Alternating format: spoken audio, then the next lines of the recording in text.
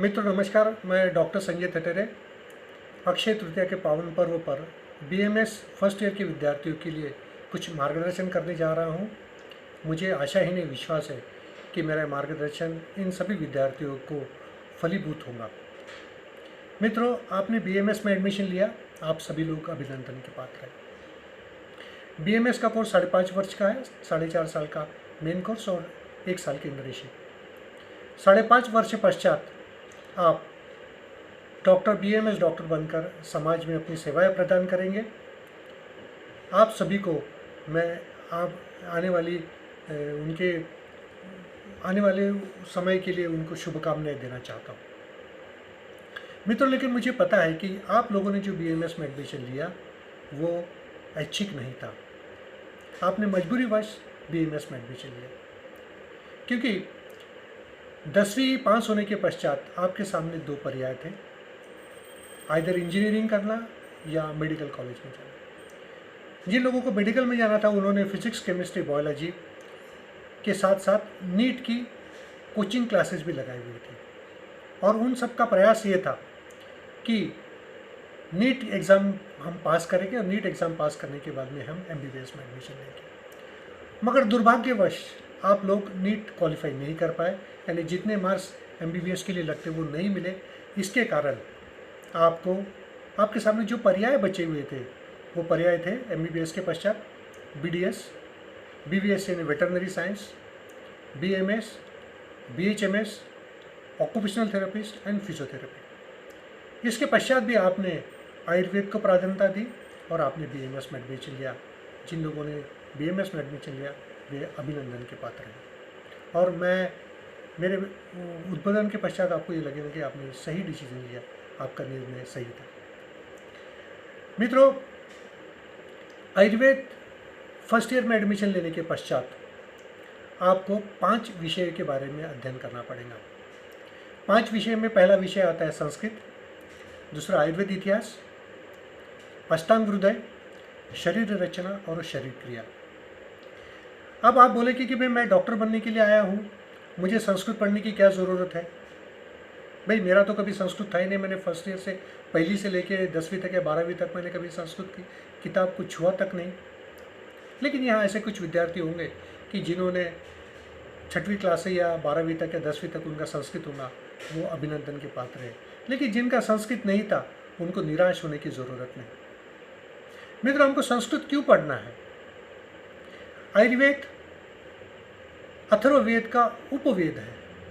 आपको पता होंगे कि चारों वेद में अथर्ववेद है और अथर्ववेद का उपवेद आयुर्वेद है और जितने भी हमारे वेद लिखे गए हैं वे संस्कृत में लिखे गए हैं, यानी हमारी मूल भाषा संस्कृत है। जब हम आयुर्वेद को पढ़ेंगे, आयुर्वेद का ग्रंथों का अध्ययन करेंगे तो हमें पता चलेगा कि आयुर्वेद के ग्रंथ सभी संस्कृत में लिखे हुए हैं। यदि आपको संस्कृत का ज्ञान न हो, यदि आपको संस्कृत नहीं समझती, आपको संस्कृत पढ़ना नहीं आएगा, तो क्या होगा कि आप एक अच्छे आयुर्वेद चिकित्सक बनने में कहीं ना कहीं तो भी विफल होंगे और आपको हमेशा ये लगता रहेगा कि मेरा संस्कृत का ज्ञान अच्छा नहीं था करके मैं आयुर्वेद में अच्छे मार्क नहीं ले पाया, फाइनल ईयर में मैं अच्छे मार्क नहीं ले पाया। इस न्यूनगंडा को दूर करने के लिए मैं आप सभी से विनती करूँगा कि आप संस्कृत का ज्ञान पूरा लें। ऐसा कहा गया है कि आयुष्य वेदः आयुर्वेद, हमारे आयु का जो साइंस है वो आयुर्वेद है। और हिता हितम सुखम दुखम अस्य हिता हितम मानम च तच्च यत्रोत्तम आयुर्वेद, ये आयुर्वेद की व्याख्या हित और अहित के बारे में समझता है। ये सब जो मैं आपके सामने संस्कृत के श्लोक बोल रहा हूँ, मुझे थोड़ा बहुत संस्कृत का ज्ञान है और मैंने संस्कृत को पढ़ा हूँ करके मैं आपके सामने प्रस्तुत कर पा रहा हूँ। यदि आपके पास संस्कृत का ज्ञान नहीं रहूँगा तो आप शुद्ध संस्कृत का उच्चारण नहीं कर पाएंगे, शुद्ध संस्कृत के श्लोक नहीं लिख पाएंगे और शुद्ध संस्कृत को ट्रांसलेशन नहीं कर पाएंगे। यदि आप ये नहीं कर पाएंगे तो हो सकता है कि आपके पाठ्यक्रम के काल में आपको ये कहीं ना कहीं दखल देगा, ये आपको तकलीफ दे सकता है। इसलिए मेरा आप सभी से विनय है कि आप संस्कृत विषय को सिर्फ परीक्षा में पास होने के उद्देश्य से ना पढ़े, ताकि उसको समझे, वो एक भाषा, एक विषय करके, एक लैंग्वेज करके उसको पढ़े और उसके बारकाई को समझे, ताकि आगे आने वाले काल में आप संस्कृत को जान पाएंगे, संस्कृत लिख पाएंगे और संस्कृत के उच्चारणों को शुद्ध रूप से कर पाएंगे। मित्रों, संस्कृत के बाद में आपके और एक सब्जेक्ट आने वाला है, उसका नाम है आयुर्वेद इतिहास। अब आप पढ़ेंगे कि भाई 5000 साल पहले लिखा हुआ आयुर्वेद हमारे क्या काम का, हम तो 2020 में हैं।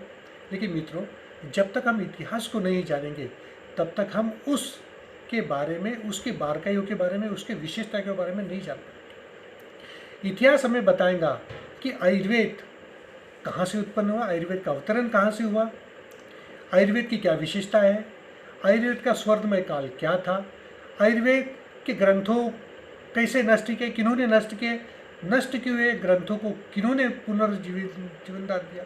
ये सब चीज़ें जब तक हम आयुर्वेद नहीं पढ़ेंगे तब तक नहीं पता चलेगा। आपको बताना चाहूँगा कि आयुर्वेद सृष्टि की उत्पत्ति ब्रह्मा के द्वारा दिया गया ज्ञान है। ब्रह्मा ने यह ज्ञान दक्ष प्रजापति को दिया, दक्ष प्रजापति ने अश्विनी कुमार को दिया, अश्विनी कुमार ने इंद्र को दिया, इंद्र ने महर्षि भरद्वाज को दिया, महर्षि भरद्वाज ने आचार्य पुनर्वसु आत्रेय को दिया, आचार्य पुनर्वसु आत्रेय ने इसे अग्निवेश को दिया, और अग्निवेश के शिष्य जो थे चरक और समकालीन जितने भी सुश्रुत वाग्भट वगैरह आदि, इन लोगों ने इसका अध्ययन किया, पठन किया, और आज वर्तमान में 2020 में जो ग्रंथ आपके समक्ष उपलब्ध हुए ये ब्रह्मा की देन है। इस तरह से आयुर्वेद का अवतरण हुआ है। मित्रों, आप लोग सब जानते हैं कि जब तक हम इतिहास को नहीं जानेंगे तो हमारे स्वर्णमय काल की कल्पना नहीं कर सकते। मैं आपसे एक बार और निवेदन करूंगा कि आयुर्वेद इतिहास को पढ़ते वक्त आप नॉवेल के जैसा पढ़ें, उसको किताब करके ना पढ़े, सिर्फ नॉवेल जैसा पढ़े, और पढ़ने के बाद में हंसते जाए और सोचो कि क्या यह सही था या किंवदंती थी, कि कोई मैनिपुलेट किया हुआ साइंस है। तब आपको पता चलेगा कि नहीं, आयुर्वेद एक स्वर्णमय काल में गया हुआ एक शास्त्र था। उसका कुछ कालावधि के बीच के जो भी हमारे साथ में युद्ध वगैरह हुए, ब्रिटिश काल आया, उसके कारण आयुर्वेद का ह्रास हुआ, और आयुर्वेद का ह्रास होने के पश्चात भी आयुर्वेद के अनेक ग्रंथकारों ने उसमें संशोधन किया और आयुर्वेद को परिपूर्ण आप तक पहुंचाने का प्रयास किया। हम कहाँ से चले, कहाँ रुके और आगे हमको कहाँ चलना है, ये इतिहास हमें बताएगा। इसलिए आप सभी से विनती है कि आयुर्वेद इतिहास को अच्छे से पढ़े, ताकि आपको आयुर्वेद के प्रति प्रेम उत्पन्न हो और आस्था उत्पन्न हो। इसके बाद में हमारा तीसरा विषय आएगा आयुर्वेद हृदय, अष्टांग हृदय करके आएगा। अष्टांग हृदय की रचना वाग्भट ने की हुई है, और वाग्भट ने अष्टांग और हृदय, अष्टांग यानी आयुर्वेद के 8 अंग, आयुर्वेद के 8 अंगों को हृदयस्थ किया गया, एकत्रीकरण किया गया। जैसा हृदय के आयुर्वेद के जो 8 अंग है कि काय, बालग्रह, ऊर्ध्वा, शल्ला, जरा, वृषा, जरान, यानी ऐसे 8 अंग, इन 8 अंगों को एकत्रीकरण करके उसको हृदयस्थ बनाया। अष्टांग संग्रह की विशेषता यह है कि ये पद्यबद्ध है और सरल है। पाठांतर करने के लिए सबसे सरल कोई भी होगा तो वो अष्टांग संग्रह है। अष्टांग संग्रह में 120 अध्याय दिए हुए हैं। अष्टांग संग्रह में 120 अध्याय दिए हुए, 120 अध्याय में संपूर्ण पूरा जो आयुर्वेद है उसमें वर्णित किया गया है। इस बार एक बार यदि आप अष्टांग संग्रहों को अच्छे से पढ़ोगे और उसके कुछ श्लोकों को मुखगत करेंगे, उसको पाठ कर लेंगे, उसको रट लोगे, तो आपको पूरे फाइनल, फर्स्ट ईयर से लेकर फाइनल तक कभी भी आयुर्वेद में किसी भी तरह की कठिनाइयों का सामना नहीं करना पड़ेगा। पुनः मैं दोहराना चाहता हूँ कि यदि एक बार आप अपने अष्टांग संग्रह को अच्छे से पढ़ा और उसके कुछ श्लोकों को याद किया तो फर्स्ट ईयर से लेकर फाइनल तक, फाइनल के बाद में एमडी और आगे वाली पढ़ाई तक आपको कभी भी किसी भी प्रकार की कठिनाइयाँ उत्पन्न नहीं होंगी। अष्टांग हृदय के बाद में जो तीसरा जो सब्जेक्ट आने वाला, चौथा जो सब्जेक्ट आने वाला है उसका नाम है शरीर रचना। रचना यानी एनाटॉमी, हमारे शरीर की रचना किस तरह से। आयुर्वेद ग्रंथों में शरीर रचना के बारे में वर्णन है, लेकिन वो विस्तृत वर्णन नहीं है, अलग अलग ठिकाने संक्षिप्त रूप में दिया हुआ वर्णन है। इसकी कमी पूरी करने के लिए आचार्य गन्नाथ सेन ने शरीर रचना शास्त्र किताबों के ग्रंथ की रचना की। उन्होंने इसमें आधुनिक शास्त्र का समन्वय किया, और आप जब पढ़ोगे तब आपको पता चला कि जो अस्थि है, संधि है, उसके बाद में मांस है, पेशियाँ है, त्वचा है, इनका मालूम है कि ट्रांसलेशन किया गया है। ट्रांसलेशन करने के कारण उसमें कुछ को हमको पढ़ने में थोड़ी बहुत तकलीफ होती है, लेकिन जब हमको शरीर पढ़ना है, शरीर यानी क्या है, अस्थि, अस्थियों का ढांचा है। अस्थियों के ऊपर में क्या है? मांस का लेपन है। मांस के लेपन के ऊपर क्या है? त्वचा है। त्वचा के अंदर क्या है? तो तुम्हारी धमनियाँ हैं, आर्टरीज है, वेन्स है, नर्वस है, ऑर्गन्स है। ये सब चीज़ों को मिलकर शरीर बना हुआ है। चाहे शरीर आयुर्वेद का हो, चाहे मॉडर्न मेडिसिन का हो, शरीर शरीर होगा। मेरा सबसे सविनय अनुरोध है कि आप मॉडर्न मेडिसिन के ग्रंथों का भी अध्ययन करें, मॉडर्न मेडिसिन के द्वारा शरीर रचना को अच्छे तरह से पढ़ें, ताकि जब भी हम पूर्ण चिकित्सक बन के निकलें तो हमें हमारे शरीर के बारे में विस्तृत जानकारी रहेंगी और हम रुकने की परीक्षा करते वक्त किसी भी तरह की कठिनाइयों का सामना नहीं करेंगे। शरीर रचना में आयुर्वेद के कुछ सुंदर, जैसा मर्म करके है, मर्म अध्याय दिया हुआ है, सुंदर, बहुत सुंदर मर्म अध्याय दिया हुआ है। उसके बाद में शव विच्छेदन विधि जो आयुर्वेद में वर्णित है, सुश्रुत संहिता में वर्णित है, उसके बारे में सुंदर कुछ कुछ आयुर्वेद के शरीर रचना की विशेषता है, उनको भी जानना चाहिए।